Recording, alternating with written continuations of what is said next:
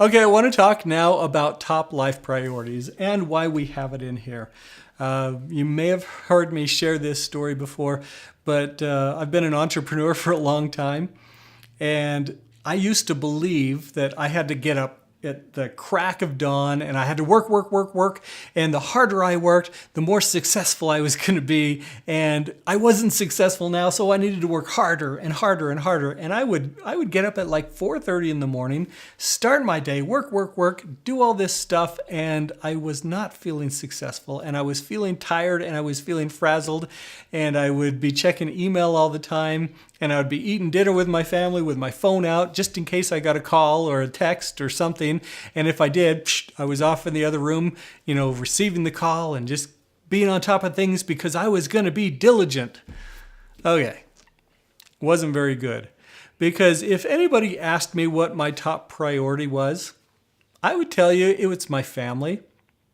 But the way I acted did not prove it. I couldn't prove it by my calendar. I couldn't prove it by my wallet. I couldn't prove it by my actions. And there was this incongruency in my life, with how I believed, how I wanted to live, and how I was actually living. And it wasn't a very good thing. And my family recognized it. They didn't feel like they were the top priority at all. And it was just kind of a horrible thing.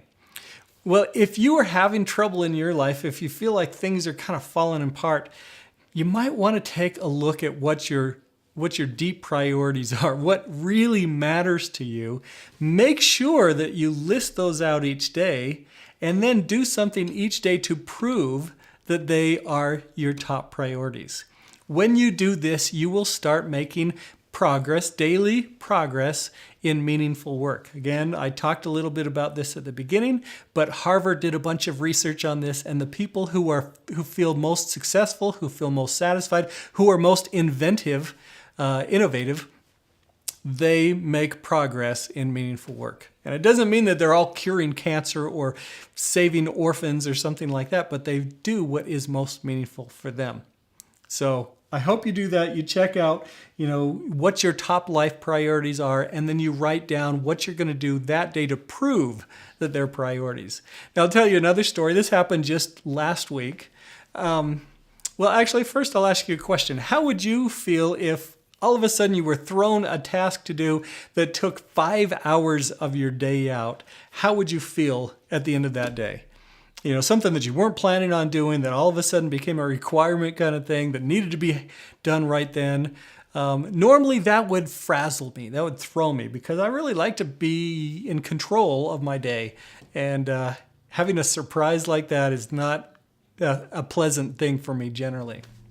Well, last week my daughter needed help moving a couch. And it kind of came down to, Dad, I need it today. And it was something that was going to take me about 5 hours. She's moved out of town, and I had to go pick up the couch in another place, and I had to borrow a truck because I don't own a truck. And anyway, it ended up being this huge thing. But what was cool about it is because I have been listing out my top life priorities every day, I know my family is my top priority. And it's not completing videos, and it's not whatever, my other tasks that I think of during the day. It's my family. And that gave me an opportunity to show my daughter that she was number one priority in my life. And I felt totally congruent with who I am, with who I want to be.